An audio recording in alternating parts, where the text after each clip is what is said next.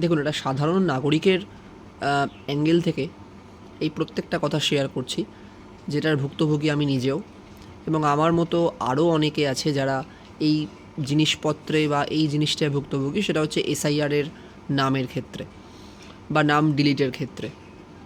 প্রথমে যখন বলা হয়েছিল যে 2002-তে বাবা বা মায়ের নাম থাকতে হবে, সেই অনুযায়ী থাকলেই হবে, তো সেখানে আমরা মেনে নিয়েছিলাম। তারপরে বিভিন্ন ডকুমেন্ট সাবমিট করতে বলা হয়েছিল এবং সেই ডকুমেন্টের নিরিখে বলা হয়েছিল যে কোনো একটি ডকুমেন্ট থাকলেই সেটা গ্রান্টেড বলে গৃহীত হবে, তো আমরা সেটাও মেনে নিয়েছিলাম। তারপরে এসআইআরের হেয়ারিং এলো, হেয়ারিংয়ে প্রয়োজনীয় যে সমস্ত জিনিসপত্র ওরা চাইলো প্রত্যেক কটা দেওয়ার পরও যখন লিস্ট সাবমিট হলো, সেই লিস্ট সাবমিটে দেখাচ্ছে যে নাম ডিলিটেড।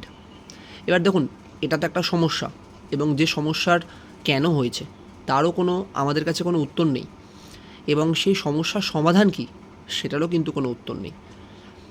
প্রবলেমটা হচ্ছে এখানে আমরা যেখানে বাস করি, আমরা যে দেশে বাস করছি, যে রাজ্যে বাস করছি, প্রত্যেকটা ক্ষেত্রেই নাগরিকের ভোট তো ইম্পর্টেন্ট।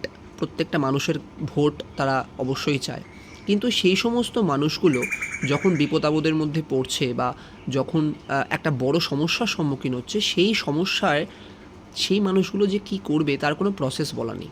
তার পরবর্তীকালে সে কোথায় যাবে, তার একটা ভোটারের লিস্ট, মানে বৈধ ভোটার, আমরা বৈধ ভোটার, সেক্ষেত্রে দাঁড়িয়ে সেই বৈধ ভোটারের লিস্ট যদি বাতিল হয়ে যায়, তার পরবর্তীকালে তার কী করণীয় সেটা কিন্তু কেউ গাইড করছে না।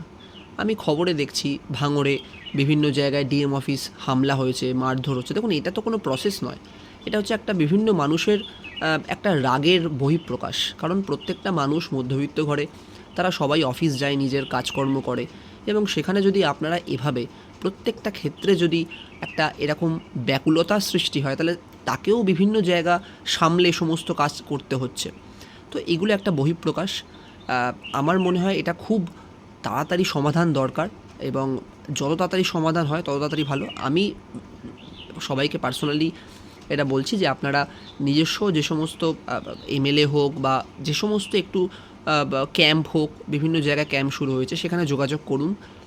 সেখান থেকে হয়তো সলিউশন আসবে বা পরবর্তীকালেও আসতে পারে, কিন্তু এই পরবর্তীকাল করতে করতে যে কখন হবে তার কিন্তু কোনো উত্তর নেই। আপনার যদি কোনো উত্তর থাকে অবশ্যই এই ভিডিওর কমেন্টে এসে বলে যাবেন।